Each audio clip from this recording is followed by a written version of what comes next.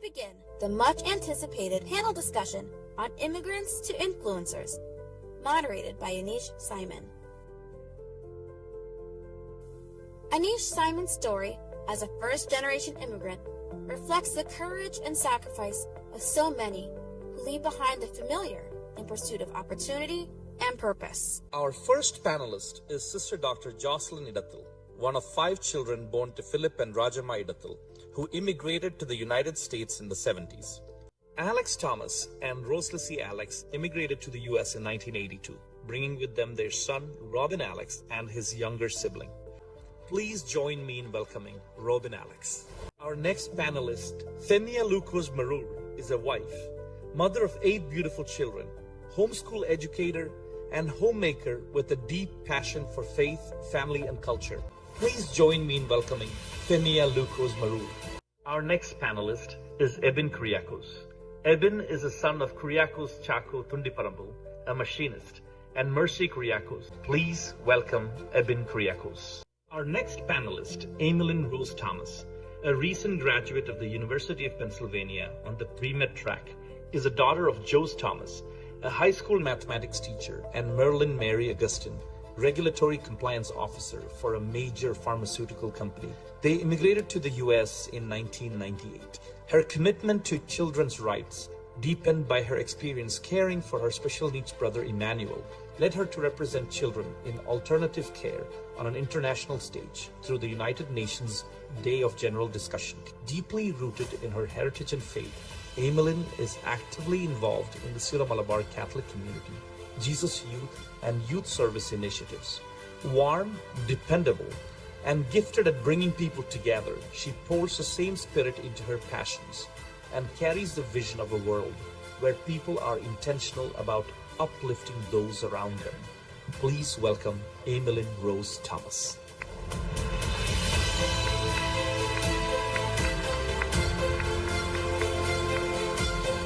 Our next panelist's parents, Jojo and Susan Olikil, immigrated to the US in the late 80s. Notably, Illinois' 16th District Representative Kevin Olikil. Welcome, Representative Kevin Olikil. When I stand here, first of all, I want to thank the organizers for giving me the chance to put together this panel. But when I look at this panel, it's a very proud moment. It should be a proud moment for all you parents. What you saw is the incredible success your sacrifice has helped these panelists to achieve. And that's a result of the sacrifices that you have made. So thank you very much. It is a gift to gather here, together as a community, to reflect on where did we come from? Where are we today? Where are we going? And what should be our legacy? Our parents crossed oceans, uprooted them from the familiar, protected the faith, built our church, our churches, the parish halls, built this eparchy. Now it is the responsibility of the next generation to build on it, to build a legacy on it. During dinner yesterday, we, the panelists, were reflecting on the reality of the Syro-Malabar Church and the community that we are part of. We often talk about our heritage and the need to protect it and mature it further. But what is that heritage? Our heritage is our rich liturgy. Are we ready to reinvent? Are we ready to create spaces for your next generation and your legacy? We are blessed with us a remarkable group of panelists, each representing different expressions of influence, service, and vocation. They are all integrated very much into the fabric of America, the Promised Land. First, I would like to call Sister Jocelyn to reflect on, when you look back at your journey, what was one person, experience, or a moment that shaped who you have become? And how do they continue to guide your purpose? And if you can weave in, how your mission takes the journey from success to significance and legacy building in the context of where you're planted. Thank you. Good morning. It is such an honor to be with such an impressive group of panelists. So I just want to thank everyone for organizing such a wonderful program. I was born and raised in Philadelphia, and my folks came in '75, and my uncle was a Catholic priest. He passed away when I was young. But when we were growing up, he was always around. So much so that I didn't even know that Achin meant priest. I thought it just meant uncle, because he was always just Achin. I think I made a decision probably at his funeral that I wanted my life to mean something special. So, we can do so many things in our life, but I think that was the moment where I understood that the importance of one person, and particularly service in the church.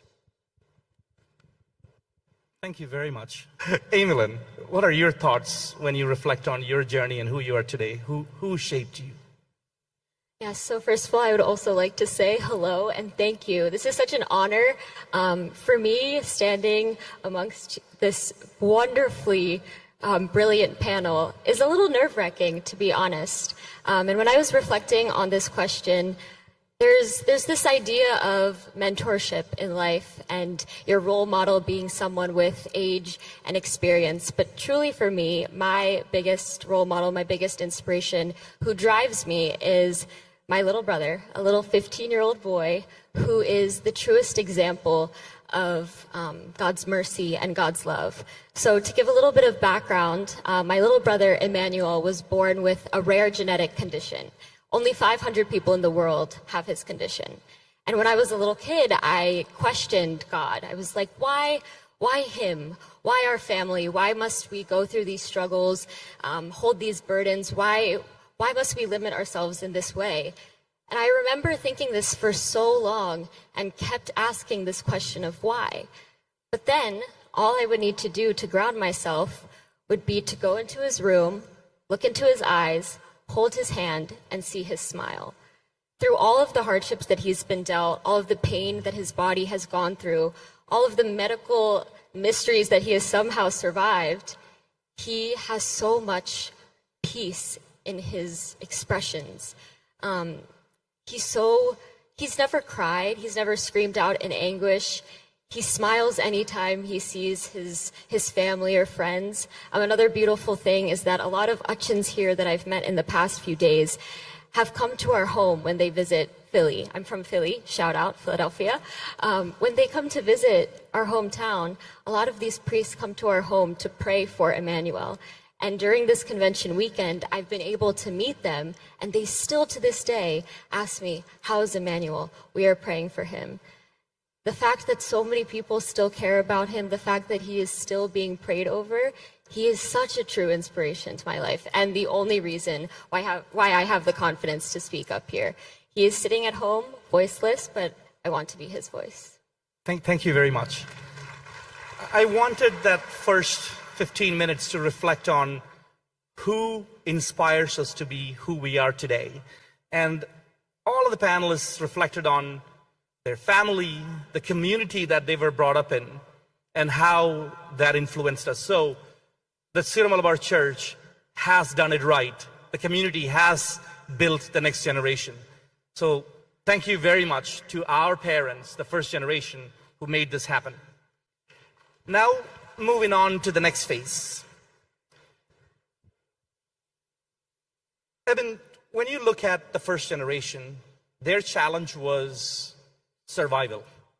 I talked about 2 jobs and overtime. For the generations that followed, like us, perhaps the challenge is influence and responsibility. We have been given opportunities. And we are here because of their sacrifices. And when you look at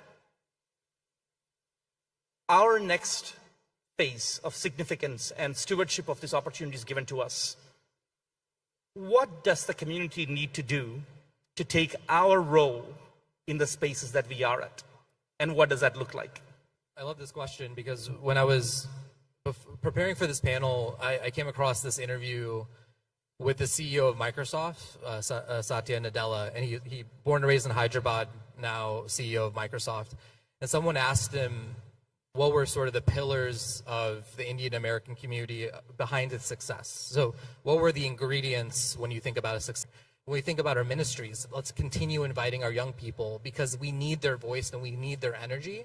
And Syro-Malabar has to continue being a place like that. So when I think about the future, if we can remain true to these three pillars, I think there's a really bright future for the Syro-Malabar Church in the next 25 years.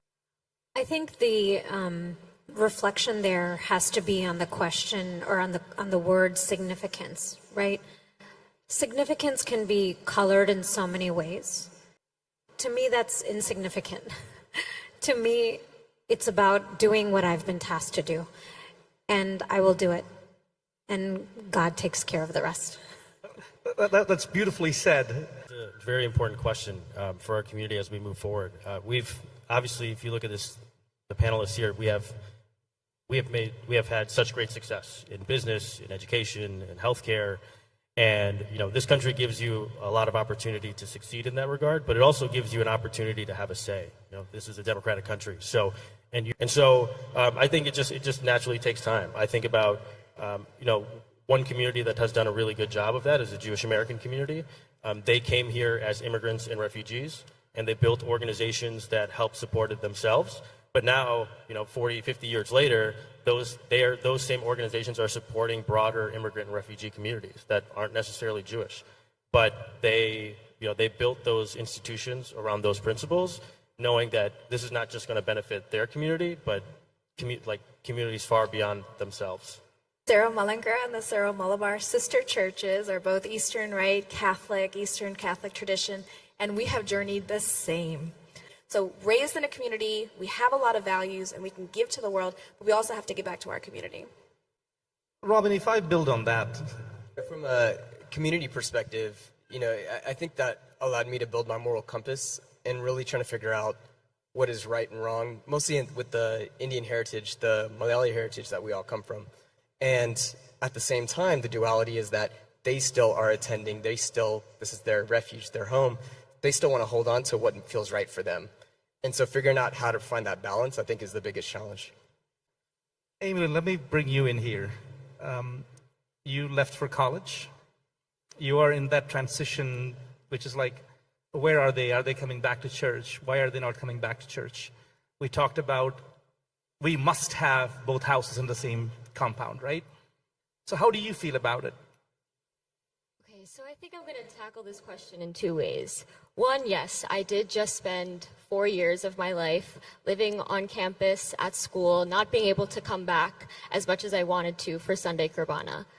But for me, I want to echo exactly what you said, and that's why I was agreeing with you so much as you were saying that. My parents instilled that in me.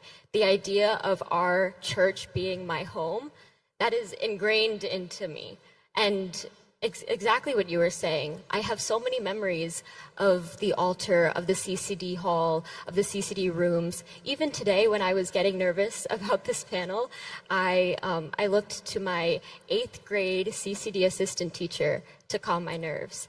He reminded me that my church is first and foremost my home, regardless of where else I am in life, regardless of how much I travel or how far away I go. The church is where I come back to. And I think the second point, and when we're talking about how can we have two homes in this compound, if the youth in our pali feel a certain injustice has happened in church or feel angry towards not being given enough opportunities as youth, or if we get frustrated with our trustees or our uchins or our parish council, live in that anger. I've been getting, slightly frustrated with whatever happens in choir. I'm in Philadelphia Police Choir, but I don't let that anger just make me turn away. I think I was talking to Sister Jocelyn about this yesterday. If I have that anger and that frustration, that means that I still care. I think the reality for a lot of youth is when they feel that sense of, I'm frustrated with their church, I don't have a place, I don't know where I fit in, they want to leave and they want to go somewhere that's easier and somewhere where they just, have to show up on Sunday. But if you have that anger as youth, I call you to act on that. And of course, speak with love, speak with respect to your elders, but don't leave because you feel frustrated. Don't leave because you feel angry. I think there's so much room to grow if we keep pushing. Moving on. It's quite eloquently said, we have to have both houses in the same compound. Look at the panelists. This is the result of your sacrifice. And this is the future of the church. We have to create space for them. And they are no more youths or young adults or English track. They are the future of the church. So I hope our next 25 years will be building on what we built the past 25. And we will build on to build the legacy on the sacrifices our parents did. Thank you very much.